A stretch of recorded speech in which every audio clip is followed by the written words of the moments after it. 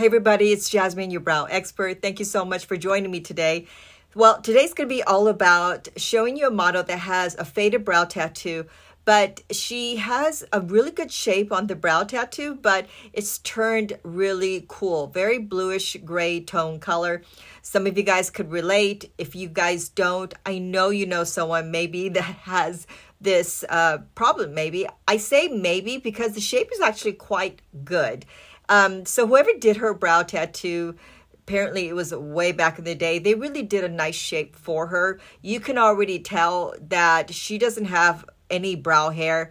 And I don't know if she had much to begin with, but she has a really good stencil. So even though the color is not where she would like it to be now, it's much easier for her to fill them in. So if you have something similar to this, or maybe you want the shape to be even a little better, but definitely to cover up the old tattoo, this is your video.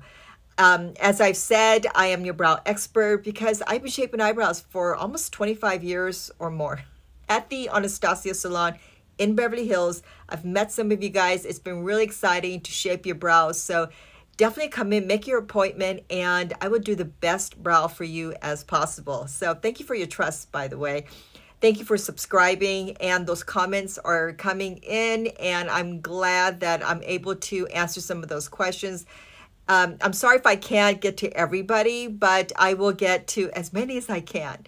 And also, the products that I use will always be by Anastasia Beverly Hills because honestly, I mean, I'm sure there's a lot of other good products out there, but she's been doing this for almost 30 years. She is the pioneer, the queen of not only brow shaping, but the queen of brow products. I mean, she spent 2 decades perfecting and continue to always try to get her products better and better. So if you can't get really good brow products from her, I don't know who you can. And so without further ado, let's take a look at this model and her old faded brow tattoo.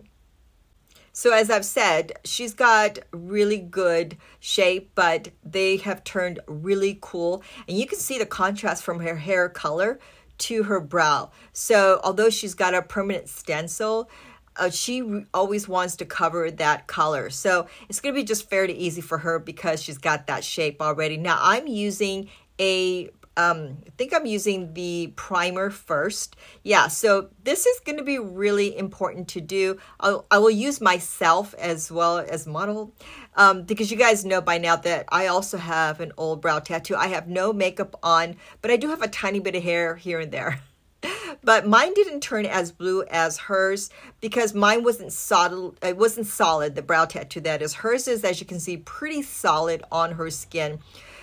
So that's why it really just spread out and not only probably looked not as solid before, but more so now because the ink tends to spread out and move around. So if she had some lines underneath, like microblading lines, it probably it did spread out. So it's not as crisp and clean now for her.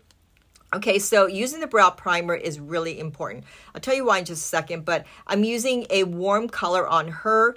I think this is a soft brown, a dual powder. I'm going to use a medium brown. I could actually use something even cooler on myself because mine didn't turn as blue as her. So with the primer is great because it has like a velvety kind of texture, but it's not very sticky. It doesn't have an oily feel, but it's creamy and you just place it right over your tattoo, right over.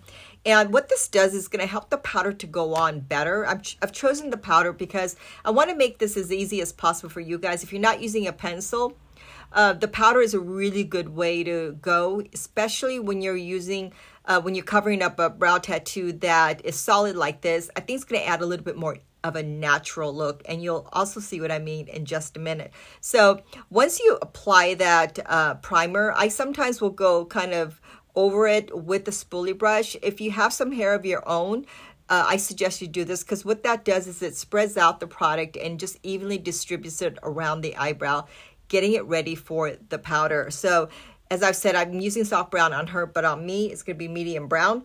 Now look at that. I went ahead and started going at the end first because she's already have that shape there. She already knows where her end is, right? You notice that if I'm just going to go solid, I'm not going to go too fancy and very light towards the end. I really want to just cover that, but it's still going to be dark, but not blue dark, you know? So as you can see right there, big improvement, right? So I'm going to use the darker side of the medium brown on me. And I'm just going to go, it's going to look much darker on me, I think, but you'll get the idea. So I'm going right here towards the end, and notice that I've laid the brush down. I'm just laying it down and getting the color on there. It's not really about just where, you know, how fancy I'm holding the brush. But the most important thing to remember is that you want to lay the brush down. If you hold it this way, you're getting these little streaky lines. You want to lay the brush. That way you also keep the brush nice and crisp and sharp. Okay, so you just lay it down. You can already see that it's getting pretty dark towards the end of my eyebrows right here, especially if you compare it to the other side. So, and I also drew that line underneath, as you can see. Now, this is where I get these little fancy lines, right? These hair strokes up in the front. That's why I'm using the powder, because you're still going to want a little bit of that blue to come through. And I'll tell you why. It's going to look a little bit more natural as opposed to just going so solid up in the front. You can see already those little lines. And look at, compared to the other side, already such a big improvement. Now, underneath, I just went ahead and drew a line right here.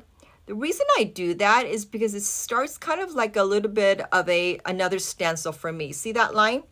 So that's just going to make it easier when I draw those angle hair stroke lines, because I start from the lower end and I go right up. So see, start here and go up, just like I showed you on her. It can get a little messy, so don't worry about it. And you can see these lines as I'm going in an angle. Up in the front, it's very light. I'm applying very light pressure because I don't want it to be too heavy. But you can see already those lines right over here. So, and big difference from this side to the other, right? And that's the other thing I want you to see on her as well. I mean, just making those small little changes made such a big difference. And you probably didn't show you on her, but look at the before and after. Big, right? Big difference. But I would probably put a little bit of concealer underneath and just use brush 18 to correct any little mistakes. But this is why I say it's going to be short. But it's such a simple technique, makes a big impact on her, as you can see. And even on me, I mean, you can see those little lines up in the front, but you notice I didn't go so solid up in the front, just towards the middle to the end. That's the most important area. You lay the brush down, and up in the front, you're just doing this. And that's all you need to try.